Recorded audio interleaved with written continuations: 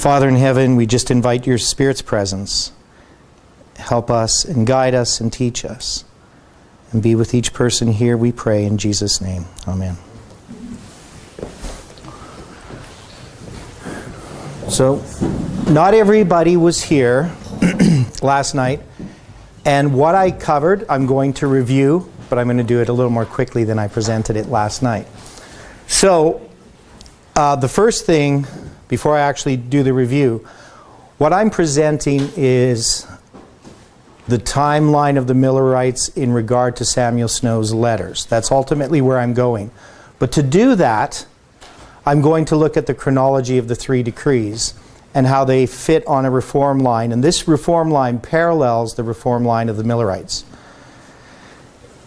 Now, these dates I have in the first chapter on page 8 of your notes, which is page 6 of my notes. So for Bonnie, that would be page 6. The list of rules for the biblical calendar. And these rules come from an examination of all the dates in the Bible so that we find a consistency, so that there's no contradictions. And one of the things we pointed out is that the Karaite calendar is not the correct biblical calendar. The Karaites did not follow the rules of the biblical calendar. They created their own rules, thinking that they were following the rules. And so I have that in my notes if you want to read about that, explain the difference. So there's the rabbinical calendar, which is wrong, and the Karaite calendar, which is also wrong, and then there's the biblical calendar. And the rabbinic and the Karaite calendar most of the time start at the same time. They might be a day off. It's very rare for the Karaites to start 1 month later than the rabbinic Jews. And they would never start as late as April 19th, as the biblical calendar does in 1844. So if you were using the Karaite calendar, the Karaites observed the Day of Atonement on September 23rd in 1844. They didn't observe it on October 22nd. And if they had observed it according to their rules, it would have been October 23rd. If they had, because they always look at the new moon every month. So I reviewed that, but it's in my notes. So the main thing is that I'm creating dates based upon the rules of the biblical calendar. Yes, David? So the Karaite is always wrong? No, the Karaite can sometimes be correct. It's just in 1844, it's not. And the Karaites use September 23rd as the Day of Atonement in 1844. Now, the rabbinic one is always wrong? The rabbinic one is almost always wrong. That is, it's usually a day off from the biblical calendar. Sometimes it can be very close. There's the odd year where it will match for the first 6 months or 7 months, and then it'll be off by a day or so. But most of the time I find that it's off by a day. The biblical one is not. Where is the biblical one? It's in the Bible. So to figure it out, you have to find, there's certain things, for instance, which I didn't go through, but we know which days are the Sabbath at the time of the Exodus. And in order to have the Sabbath fall on the right days, you have to follow specific rules for that to work. Otherwise, it doesn't work. So the rabbinic calendar would not work at the time of the Exodus, for instance. And it also doesn't work for the crucifixion of Christ, because we know Jesus was crucified on a Friday in 31 AD. The only way to have that happen is we have to discern through trial and error what the rules would have been for that to occur. And so there's other dates as well that have to fall on certain days. And in order for that to happen, we have to have these rules. Also, when we follow the correct rules, we find that Ezekiel has most of his visions on the Sabbath. If you follow other calendars, they don't fall on the Sabbath. So that's an important point, because he's going to have his visions mostly on the Sabbath, except when it's dates that something else is happening. And we also find, what we're going to find here, dealing with the dedication of the Second Temple, some interesting things regarding that. So what we did last night is we looked at the 70 years. There's 70 years for Babylon, which is in Jeremiah 25, verse 11 to 12. And at the end of that 70 years, God is going to punish Babylon. So that's when Belshazzar is killed. It's actually October 13th, 539, which is in the Jewish year 538, because the Jewish year 538 started on September 28th, 539.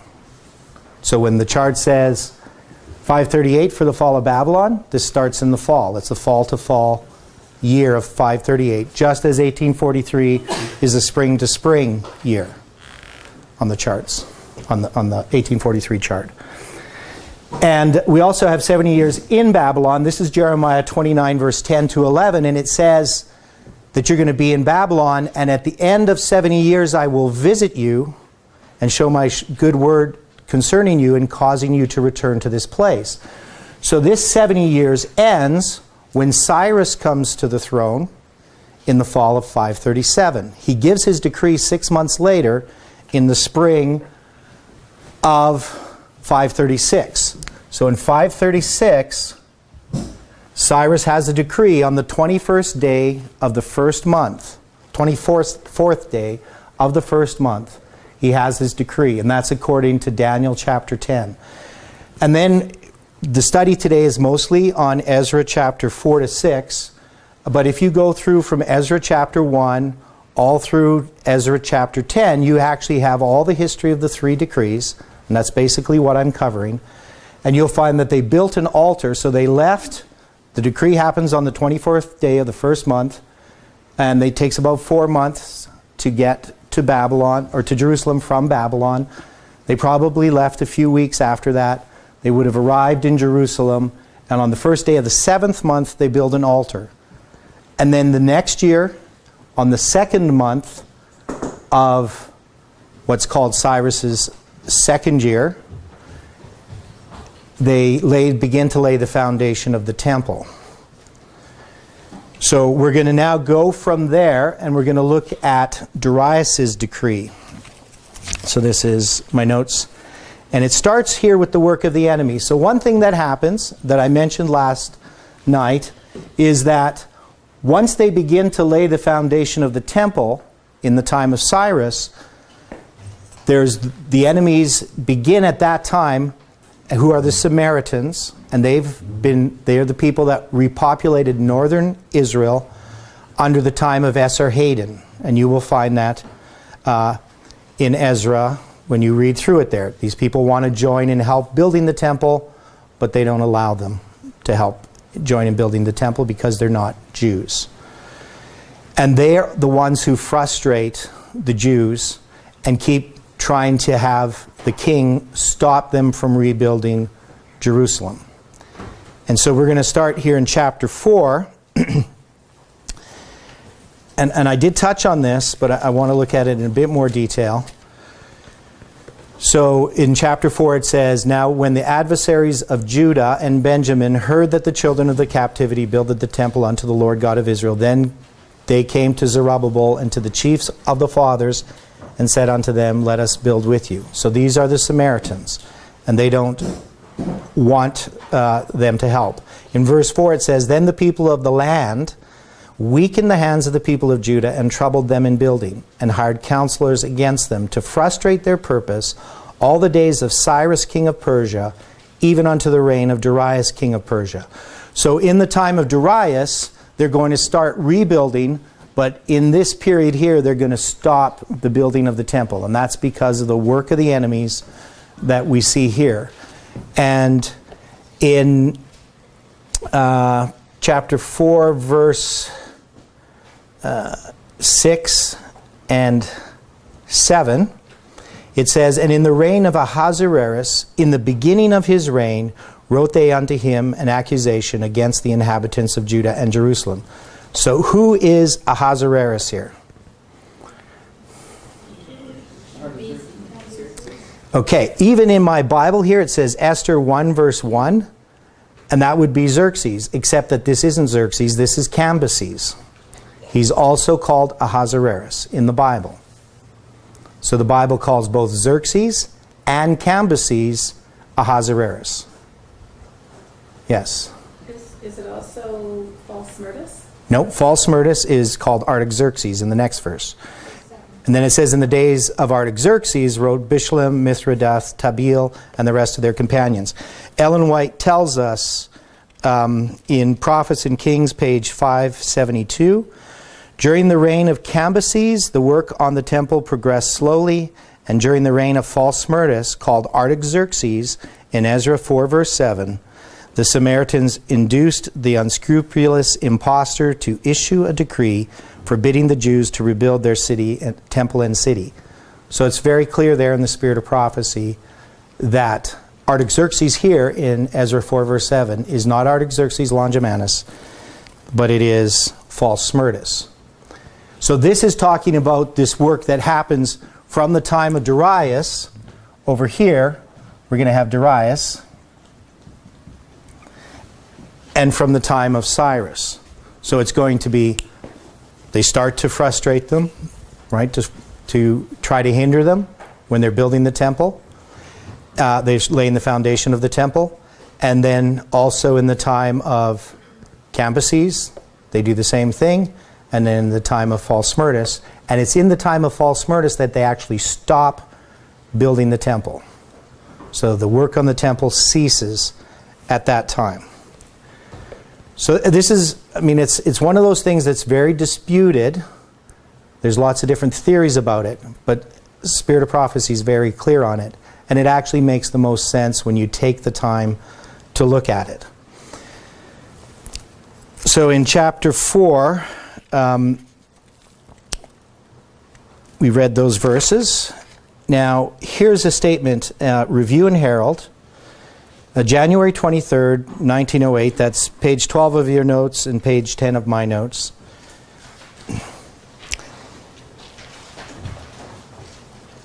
And in this quote, Ellen White says, nearly 20 years passed by. So the question is, where is she talking from? She's actually talking from when they returned. So here we have Cyrus's decree. They come to Jerusalem. They build this altar. And then they lay the foundation of the temple. And then she's going to talk about this decree of Darius. And she's not talking about from the point of Cyrus. She's talking about from the time after they returned. And they start to build, first the altar and then the foundation. Many of the remnant who returned to Judea had fallen into a backslidden condition, and were doing no more to restore the house of God than were their brethren living elsewhere in the Medo-Persian realm. But as a result of the appeals of Haggai and Zechariah, so Haggai and Zechariah are going to begin a work here.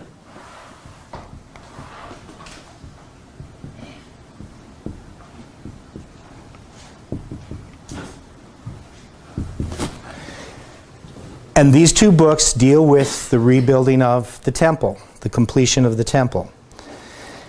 So she says, but as the result of the appeals of Haggai and Zechariah, the returned exiles repented before God and labored diligently to complete the temple. The Lord blessed them, and they were greatly prospered. Their efforts were brought to the notice of Darius Hystaspes, who was the monarch ruling at that time, and he was impressed to issue a second decree fully as favorable as the one issued by Cyrus over 20 years before. So in this period, this is less than 20 years, but she's very clear that Cyrus issued a decree and Darius issues a decree over 20 years before. So this decree is issued in 536. So when is Darius's decree issued? And this is in the spring of 536. So Darius's decree would be issued when? So sometime after the spring of 516. Now, we're going to look at this in a bit more detail, but I'm going to put Darius's decree is 516. Ellen White is the only one who places more than 20 years between Cyrus's decree and Darius's. No commentators that I could find anywhere ever do such a thing. Every single commentator who believes in this basic chronology would place Darius' decree in 520 BC. At the time, Haggai and Zechariah begin their work. So they're beginning here in 520, and people just assume that the decree is issued at the time or just shortly after they commence the rebuilding of the temple. But that's an assumption that people make. Ellen White doesn't make that assumption. She places it 4 years later. And this is important because, as we're going to see, we dealt with these 70 years here, but we're going to deal with another period of 70 years. And this is something I discerned on my own without the spirit of prophecy. I figured the decree had to be in 516, and then somebody pointed out the statement in the spirit of prophecy. And that's actually when I started using Ellen White's writings for chronology. Before that, I wasn't. I was just figuring out things on my own. Because she uses spans, she doesn't give dates. She uses spans all the time. You know, something happens within about 2 years, or it's about 2 years, or it's more than this many years, or it's less than this many years. And so what I did, and one day I want to create a chart with all of Ellen White's statements and all the spans showing how they all fit into the correct chronology. Because if you deal with span chronology the way that she writes it out, it's actually very specific. You can't get it in a surface reading, right? If she gave a date, it would be easy, right? So we'd have to know when Cyrus's decree happened, and we'd have to think about all these different things. What is she talking about? So that's the way that I did it, is I looked at all this different logic, and then I looked at Ellen White's quotes and found that they agreed. So we know that Haggai and Zechariah begin their prophesying in 520, and Haggai does all of his prophesying in the year 520. Zechariah starts a little bit after Haggai, and this is on page 14 of your notes, or page 12 of mine. And Zechariah has 3 dates that he mentions specifically, and one of them is in 519 and the other one's in 518. And we're going to look at those dates because they're pretty important. Now, we also have, so that's chapter 4, that's the work of the enemies. So we're just going to skip through that, not go into details. But one of the things that I will mention is that when they go to examine the records in the time of false Smyrtus, they don't go and look for the decree. What they find is it would be called the Babylonian Chronicles, and it would just talk about all the bad things that the Jews did, and that's why they stopped it. But in chapter 5, which I don't really deal with in my notes, it talks about under the time of Darius when this opposition comes, and Darius actually searches for the actual decree. So the actual decree of Cyrus is found, but it takes a long time. So Haggai and Zechariah commence building here in 520. Zechariah starts prophesying at the end of 520. He's prophesying in 519, right, in 518. And somewhere in here, the people try to stop them from building. So then they appeal to Darius. Now it's going to take some time because they're over in Jerusalem. How long does it take to get from Jerusalem to Babylon? It takes about 4 months, right? First day of the first month, first day of the 5th month. But Darius is actually not even just in Babylon. He's down in Persia. So it's probably going to take even a bit longer for somebody to get there to send a message. And then he has to search. And we find this in chapter 5. If I can remember the exact verses here. It starts talking about this copy of the letter that Tatnai, that's in verse 6 of chapter 5. They sent this letter unto him complaining, and it says in verse 13, but in the first year of Cyrus, the king of Babylon, the same King Cyrus made a decree to build this house of God. And so they actually basically discuss or show that he found the actual decree. And there's a city that they found it in, and I can't see it here. But anyway, it was in some kind of city, and I don't see it, but it's there somewhere. You'll find it. So when they found it, it was in an unexpected place. So it must have taken some time. So by the time they then find it, so let's say it takes 6 months till they find this decree, it's still going to take time, for them to get the decree to Cyrus, and then he's going to issue a decree, and then that decree will allow them to continue building. So they're going to finish this. So this decree of Darius would have happened probably in the summer, maybe in the third month of his 6th year. We don't know, but we do know when they finished building the city. So we're going to look at that in a moment, but what I want to do is go to Zechariah. So I'm going to deal with the 70 years, the other way in which we look at this. So over here, we have Daniel's taken captive in the fall of 607. In 597, Jehoiachin, we'll just put Chin there, is taken captive. And in 586, the temple is destroyed on the 10th day of the 5th month on the Jewish calendar. And that date in 586 is the same date that the temple was destroyed in 70 AD.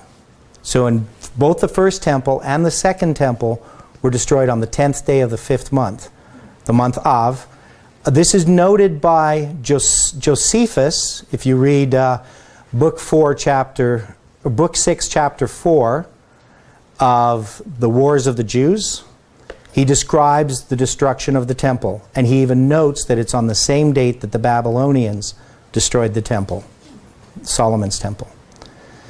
So this is really interesting, and I'm going to I have some interesting things later dealing with this as well. So we have this temple is destroyed, and this temple is going to be rebuilt. But let's read from Zechariah chapter 1, verse 7 and verse 12. So this here, when Haggai and Zechariah begin, is in the 2nd year of Darius that they begin prophesying.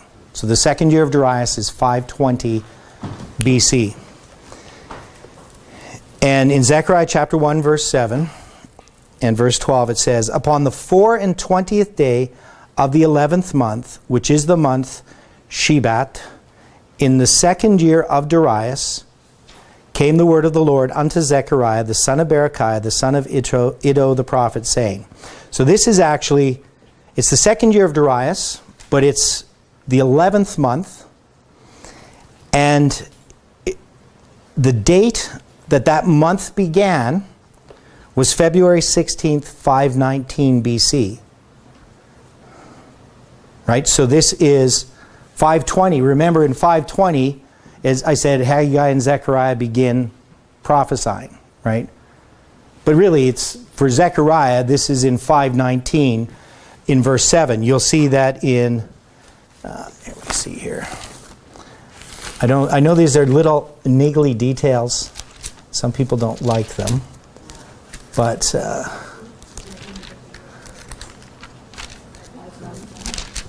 that February 16th or 26th? 16th. February 16th, 519 BC. And let me see here. So in chapter 1, and I just didn't write this down. So, he actually starts, it says, in the 8th month, in chapter 1, verse 1, in the 8th month in the 2nd year of Darius. It doesn't say which day, right? That's when he starts prophesying. But in verse 7, he has a vision upon the 24th day of the 11th month, which is February 16th. So he actually starts prophesying in 520, but then he has a vision in February of 519. And in this vision, in verse 12, the angel says this to him. Then the angel of the Lord answered and said, O Lord of hosts, how long wilt thou not have mercy on Jerusalem, and on the cities of Judah, against which thou hast had indignation these 70 years. So if this is 586, so in 586 the temple was destroyed, and 516 is 70 years later. In 519, the beginning of 519, is it 70 years since the temple has been destroyed? No, it's not. It's not yet. It's like 666 years and 6 months or something like that, that the temple has now lain in ruins. Now let's go to Zechariah chapter 5, or chapter 7, pardon me, verse 1 to 5. Now this is another vision that he has, and this is in the 4th year of Darius. So this is going to be a couple years later. And it says, it came to pass in the 4th year of the king Darius that the word of the Lord came unto Zechariah in the 4th day of the 9th month, even Kislev. So this is in the 4th year, the 4th day of the 9th month, which is an important date. And then in verse 5, it says, speak unto all the people of the land and to the priests, saying, when ye fasted and mourned in the 5th and 7th month, even those 70 years, did ye at all fast unto me, even to me. So, what is this fast of the 5th and the 7th month that's being talked about? Does anybody, well, when was the temple destroyed? Is it destroyed in the 5th month in 586? So the Jews began to fast when the temple was destroyed, and they would have annually a fast in the 5th month to commemorate the fact the temple was destroyed. And in the 7th month, does anybody know what happened in the 7th month in 586? It's in 2 Kings 25:25. It says, but it came to pass in the 7th month that Ishmael the son of Nethaniah, the son of Elishama of the seed royal, came, and 10 men with him, and smote Gedaliah, that he died, and the Jews and the Chaldees that were with him at Mizpah. This is the death of Gedaliah. So Gedaliah is the governor who was put in place after Zedekiah was killed. And Gedaliah was urging the people to follow the counsel of Jeremiah, that they be submissive to the Babylonians, that the captivity would go well with them. But these Jews who were a bit zealous, they killed Gedaliah. And so they mourn a fast in the 5th month and a fast in the 7th month to commemorate those events. And when the angel says that you're fasting for 70 years, has the 70 years expired at the time the angel says this? So this date that this is given would technically be, I don't have the, what is it here? It would be, I don't have the actual date written down, but it's right at the end of 518. So it's in December of 518, almost a year and a half before the decree of Darius. So why is the angel calling this 70 years and this 70 years?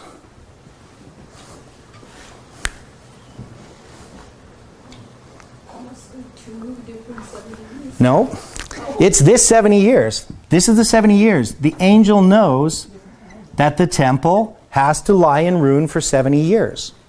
So when it's talking about fasting for 70 years, they haven't fasted for 70 years, but they're fasting for 70 years.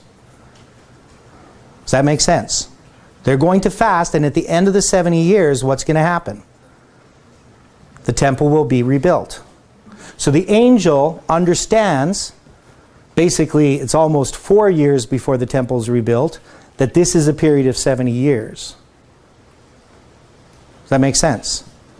So the prophecy of why this is 70 years, why would this be 70 years? Why would the angel say it's 70 years when it's not yet 70 years? What prophecy would it be based upon? No. That's short in righteousness. Leviticus 26. Because this is the 4th 7 times. When the temple's destroyed here, This begins a period of 70 years, just like when Daniel's taken captive, it begins a period of 70 years. All of these periods of 70 years are all based on Leviticus 26. So the angel knows that the temple is going to lie in ruin for 70 years. And that's what he's telling Zechariah. So Zechariah knows then that the temple is going to be rebuilt in a few years. He's not saying that this is now 70 years and this is now 70 years. He's saying the temple, this is a period of 70 years and you're fasting in that period of 70 years. You haven't fasted for 70 different times yet. Does that make sense? Okay. So it's an important point because most people, when they read 70 years, what do they think? Babylonian captivity. So people read this, they think it's the same period as this, but they're not. When they read the ones in Zechariah, they think it's this. But when you read in context, this is talking about the rebuilding of the temple, and it's talking about a fasting that's going to happen for 70 years, and when that 70 years is up, the temple will be rebuilt. So it's a very important point. So then we know that, we're going to look at the next verses before I write something there. So let's go back to Ezra, and let's go to chapter 6. So in Ezra chapter 6, we have Darius' decree that the building can continue. And when we get to verse 13, we have all the work. So it says in verse 13, then Tatnai, the governor on this side of the river, Sheth-Boznai, and their companions, according to that which Darius the king had sent, so they did speedily. So they actually had to, according to the king's decree, help them. Right? They had to provide materials and so forth for them. And the elders of the Jew builded, and they prospered through the prophesying of Haggai, the prophet, and Zechariah, the son of Iddo. And they builded and finished it according to the commandment of the God of Israel, and according to the commandment of Cyrus, Darius, and Artaxerxes, king of Persia. So Ezra is writing this. Now, if we look at this carefully, Cyrus has the decree to lay the foundation of the temple, and Darius gives a decree to finish it. Why is Artaxerxes mentioned in this verse? Because this verse is dealing with events in 515 BC, as we'll see. So why is Artaxerxes mentioned? Because he's not going to be until about 50 years later. This is talking about false witness. Nope, it's not talking about false murders. Streets and the roads have to be rebuilt. But that's way later on. That's 44 BC. Is it talking about the right Artaxerxes? It's the right Artaxerxes. Yeah. Because it's prophesying of Haggai. Okay. Well, I think it's a simpler answer, but good try. So people have tried different things. But basically, it's just that Ezra is writing this much later. And Artaxerxes actually did provide some material for the furnishings of the temple. So you'll see in Artaxerxes' decree, he provides gold and silver and vessels and things that they furnish the temple. But he has actually nothing to do with the building of the temple at this time under this decree. So the temple is going to be completed here. And it's confused Adventists and all kinds of people for a long time where we would think, even though we're reading about Darius' decree, completed under Darius' decree. So it's completed about 50 years before Artaxerxes' decree. And that's just not well known. Part of the problem is Uncle Arthur's Bible story books. You know, they don't quite get all these things right. So, let's look at, continue reading in chapter 6. So we know that it's the decree of Cyrus and Darius that are specifically referred to here, but Artaxerxes' decree has a part to play later. But it's not having a part to play here because Artaxerxes is not king yet. And it says in verse 15, and this house was finished on the 3rd day of the month Adar, which is in the 6th year of the reign of Darius the king. So this is the 3rd day of the month Adar, which is the 12th month. Now the date on our calendar is March 12th. 515 BC. Now you can see that this is the end of the Jewish year 516. Right? So the Jewish year 516 will end on the 30th day of the 12th month. But in this case, so I could say it's the third day of the 12th month. If you actually, there's one site I use called the Torah calendar, and they would actually call it 516. Right? Because it's the Jewish year 516 based on our calendar dates. So it's a bit confusing. And most books or commentaries will say that the temple is finished in 516 BC. But technically, if we look at it, it's actually March 12th, March 12th, 515 BC. So that's the actual time it's completed. And that's the 6th year of Artaxerxes, or of Darius. So the 7th year of Darius is going to start on the first day of the first month, because Darius counts his reign spring to spring. So, basically 26, 27 days later, it's going to be the 7th year of Darius. So let's keep reading here. So something interesting happens, and we're going to deal with this in more detail when we deal with Samuel Snow's letters. But it says, so we have this dedication of the temple, and this dedication actually happens on a Sabbath. So if you look up March 12th, 515 BC, you'll find it's a Sabbath. And it makes sense that they're going to have the dedication of the temple on the Sabbath. Right? Okay. And now, since this is the 12th month, they then get ready to have the Passover. And we find in verse 19, and it says, the children of the captivity kept the Passover upon the 14th day of the first month. So after they rebuild the temple and they dedicate it, 40 days later, they have a Passover. And so that's the first Passover in the second temple. And this relationship between the dedication of the temple and the Passover that follows is very important. Now, as far as trying to put this on a reform line, I'll do this separately.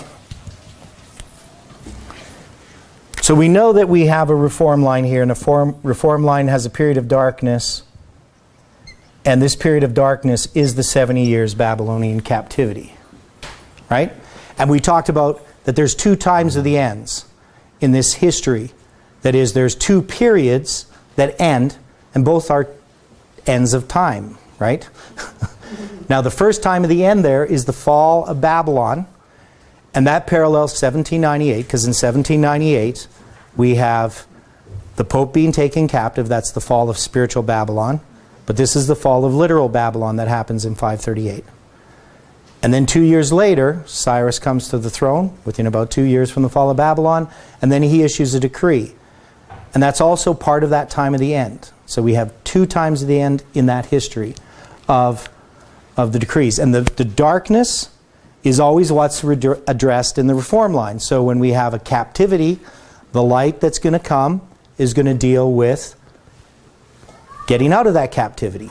And this is always important. It's not often thought about, but you need to understand what the darkness is if you're going to understand what the light is. So we have an increase of light, and we said that that increase of light comes with Daniel presenting to Cyrus all these, the prophecies concerning him, and then Cyrus struggles with Satan and Christ, struggling over his mind before he makes the decision. And then on the 24th day of the first month, he issues the decree, and that's when the battle is won. Right? So we can see that there's this increase of light. Now when it comes to, so this would be the first decree. So we got Cyrus over here, I guess, because he's not here right at the end there. But we have Cyrus with the first decree, and that ends the 70 years of the captivity proper. And then we have Darius's decree, is the second decree. And then we're going to have Artaxerxes, which is my next lecture, which is the third decree. And we know that these parallel the three angels' messages. The three angels' messages end the 2300 days. The 3 decrees commence the 2300 days. And Ellen White says that all 3 decrees, Cyrus in originating, Darius in, she uses the word, what is it? Originating, affirming, and Artaxerxes in completing the specification of the prophecy for the commencement of the 70 weeks and the 2300 days. I'm kind of paraphrasing it a little bit at the end there. But she says all 3 decrees are needed. And so as Seventh-day Adventists, we've often just said, well, we're picking this decree. But she says, no, Cyrus's decree, Darius's decree, and Artaxerxes' decree, all 3 of them are involved. And that's because they're a reform line. It would be like saying all we need is the 3 angels' message in 1844, October 22nd, 1844. Well, you can't just have the 3 angels' message pop out of nowhere. You have to have the first and second angel's message. You can't have a third without a first and a second. Same with the decree. You can't have the third decree without the first and second decree. So she's giving us information to help us understand that these are a reform line. This is how the children of Israel come out of captivity. And each of these decrees ends a 7 times from Leviticus 26. And we find then that the 220 years that begin in 677 and end in 457 BC are tied together to the 2300 days to make 2520 years. So those 3 decrees take, because they're ending that period of 220 years and they're starting the period of 2300, they're just like a triple cord binding the 2 periods together. So the 2520 is implicit in understanding the Babylonian captivity and the 3 decrees. So, in looking at this reform line then, and we're looking at Darius' decree, we also know that after Darius there's Artabanus, and then there's Xerxes, right? Called Ahasuerus in the book of Esther. So here we have the story of Esther. Is that how you spell Esther? An H after the... Okay, yeah, because I thought there should be an H in there, but I didn't know where to put it. Yeah, that makes sense. So, now in the story of Esther, we have a whole bunch of things, right? There's a whole bunch of things in Esther. Tons of things that people have never noticed before until we got into this message. So one is we know that there is this... And this isn't really an in-depth study on Esther, but in the book of Esther, remember I talked about there was, with the fall of Babylon, there was this thing called the Akitu festival. And this Akitu festival starts on the first day of the first month. It's a Babylonian festival kept by the Babylonians and kept by the Persians. And it goes into the 7th month. So it parallels the feasts of Israel, right, in Judah, right? And this Akitu festival, in the time of the fall of Babylon, we have the Nabonidus Chronicle, where it's described of, would have been Belshazzar, gathering all the gods from all the cities of the realm and bringing them to Babylon for the fall festival. And it's at the fall festival, when they're worshiping the gods gold, silver, wood, and stone, that Babylon is overthrown. Right? So that's one of the ways we know it's in the fall, is because of this document. And it dates the exact date, which is the 16th day of the 7th month, which on our calendar would be October 13th, 539 BC. Now, in the book of Esther, it starts in chapter 1 with a festival, a feast. And this feast would have started on the first day of the first month, and it goes for 180 days, right? And then there's a 7-day feast, and on the 7th day of this feast, Xerxes calls Vashti to come in naked before the partiers, and she refuses. And this day is the 10th day of the 7th month. It's the Day of Atonement, because it's 187 days later, after the first day of the first month. And it's also a Sabbath, and this was recognized by the rabbis, that this is when it occurred. and that it was a Sabbath. And it's one of the ways that I know the dating is correct, because I'm using this calendar and figuring out the dates, and it falls on the correct day of the week. So it's just one of those little things. And it would also disprove the lunar Sabbatarians, because they think their Sabbaths always lie on the 8th, 15th, 22nd, and 29th. But this is the 10th day of the 7th month, and it's a Sabbath. So lunar Sabbath doesn't work. And there's lots of examples of that. But in this story we have that. And then we also have the story, of course, of Purim. And Purim is about the Sunday law, right? Yeah, Purim. Anyway, however people want to say it. So that's about the Sunday law. Now the Sunday law, how would we place this here if we're talking about this being the first, second, and third angels' messages? How do we put the story of Esther in there? Do we look at it as a story within this reform line that just happens in between? Or is it part of the second angel's message? You understand what I'm asking, right? And I think it's sometimes more complicated. People want to have these really simple, direct, every reform line is exactly the same.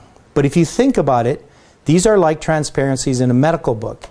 In a medical book, is each transparency exactly the same? They're not, otherwise it'd be useless. You have first, the bones, and then the nerves, and then the muscles, and skin, and organs, and all the different things laid down one on top of another. And this is what these reform lines do. But also within reform lines, we have little mini reform lines. And the next reform line that we're going to look at is the reform line that exists within Artaxerxes' decree itself. So we're going to look at Artaxerxes' decree. Now, it's actually a little bit involved, so I'm going to kind of just go ahead to my next lecture a little bit, and just kind of preface, make some comments about it, because it's going to take a little bit of time to go through it. But when we deal with Artaxerxes' decree, as Seventh-day Adventists, when does the decree begin? Or when does the 70 weeks and the 2300 days begin? Okay, 457. When in 457 do they begin? The fall. Okay. So is the fall very specific? Is that a specific date that the 2300 days and the 70 weeks begins? No. So for Seventh-day Adventists, all we could do is to say it must be the fall, but we didn't have a specific date for it. And we're going to look at it to see that we actually do have a specific date for when the decree goes into effect. Because it does go into effect in the fall, and it's actually over a period of time. So there isn't actually a specific date where that date, now it's in effect, and now it wasn't before. But that period of time, we can see that actually the date, the center of that period of time, is the 10th day of the 7th month. So the decree goes into effect on the 10th day of the 7th month. And to go through that in Artaxerxes' decree, I deal a little bit in my paper with scholarly arguments and the weakness of them. So if you're a Seventh-day Adventist and you're trying to prove to a skeptic or somebody who's a non-Adventist, evangelical or somebody, that 457 BC is the start of the 2300 days, you have very weak arguments when it comes to the scholarly world. One is, the vast majority of scholarship says that Artaxerxes' decree was in 458 BC and Ezra's journey was in 458 BC. The only ones who put it in 457 are Seventh-day Adventist scholars. And they will always tell you, not quite honestly, that 457 BC is an established date for the 7th year of Artaxerxes. And it's not. And we have tons of evidence to show that it's not. So to say that it's the 7th year of Artaxerxes, we have to understand why the Bible says it's the 7th year of Artaxerxes. And so the only thing I can say about that is we know exactly when Artaxerxes' 7th year began. So I'm going to do this here. So here's 458, and here's 457. And we know exactly that in the spring of 458 to to the spring of 457 is the 7th year of Artaxerxes, according to Artaxerxes' own understanding of the year of his reign. Because he understood his year of reign going from spring to spring. And we have all kinds of dated documents that are double dated. That is, they have the Egyptian calendar on them, and they have the Babylonian calendar on them. And we can date those, because the Egyptian calendar is a fixed cycle, it's not based upon the moon, we can know exactly when that date is, and so we can know when that date on the Babylonian calendar occurred, exactly which year. So there's not any dispute about it. It's as solid as can be. So we know that this is the 7th year of Artaxerxes. But as Seventh-day Adventists, we have to understand that the 7th year of Artaxerxes, according to Ezra, begins in the fall, and that this year here is the 7th year, fall to fall. So that's fall, that's spring. And to do that, we use some arguments, and they're okay arguments, and they're correct, but they're not very convincing unless you're a Seventh-day Adventist and want to believe it. But we have now, in this message, a pile of arguments that connects the events of 457 with 1844. And that would confirm that the arguments the scholars make are correct, even though they're not accepted. Does that make sense? Yes, Allison. Well, this has nothing to do with Usher.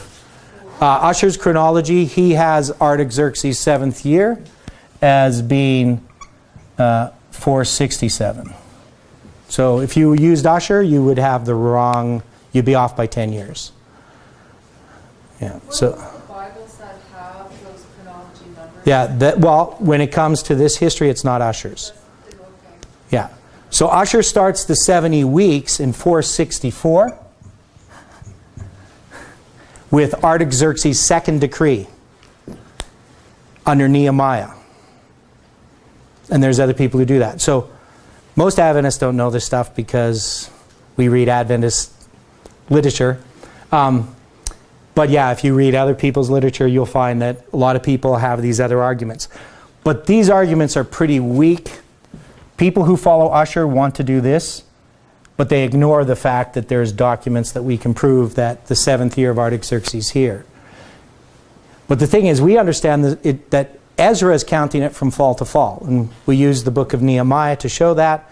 In Nehemiah chapter 1, it has a date that's in the one part of the year of the 20th year and the other part, and it crosses the fall line, and so or the spring line, so we know that it's I'd have to look at it. I can't remember the months.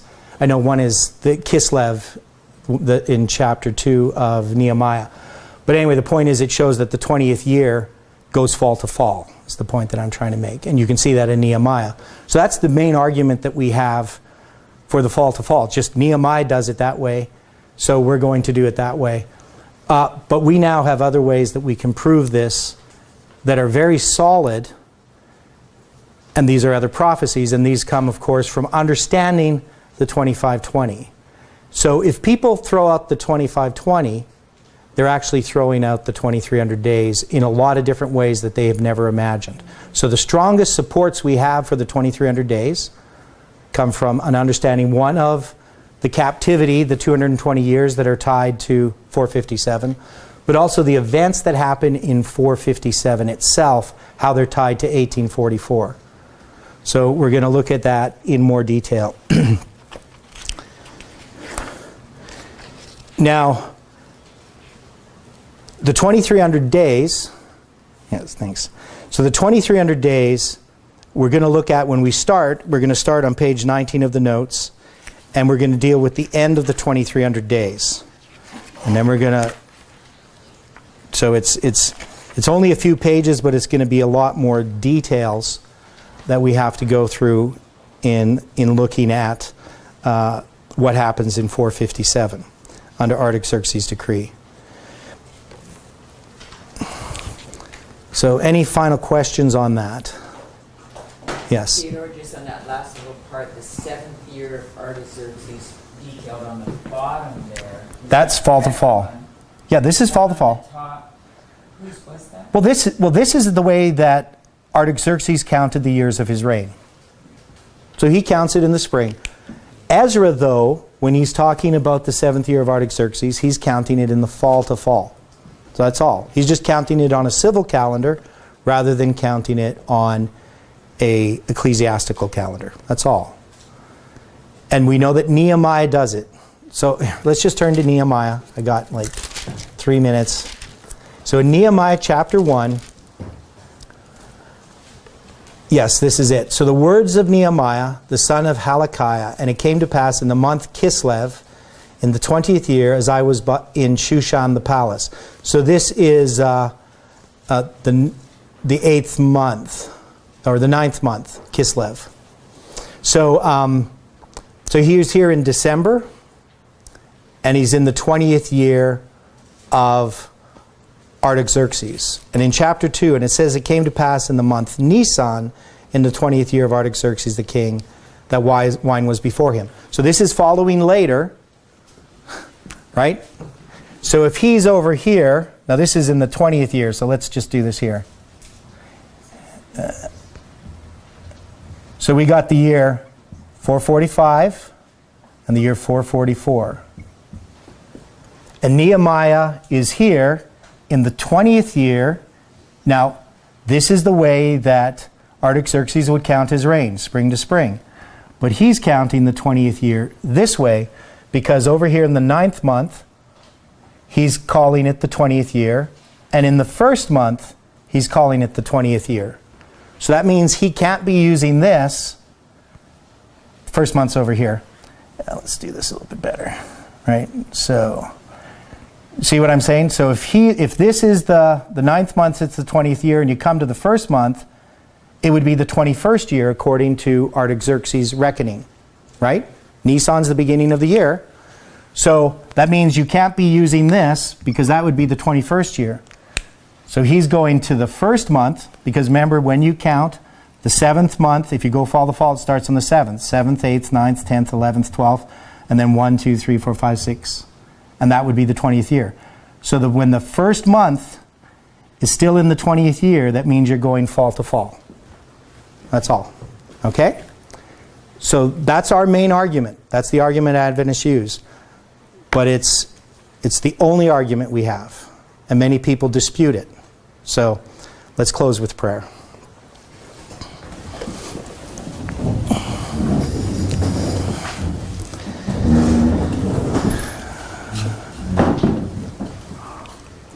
Dear Father in heaven, we are thankful that you were here and that you can help us to understand these things.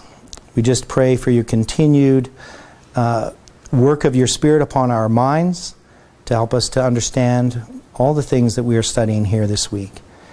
And I pray, Lord, that you can help us to understand these things in a simple way. Be with us now as we take a break, and may our thoughts continue to be upon spiritual things. And we pray this in Jesus' name. Amen.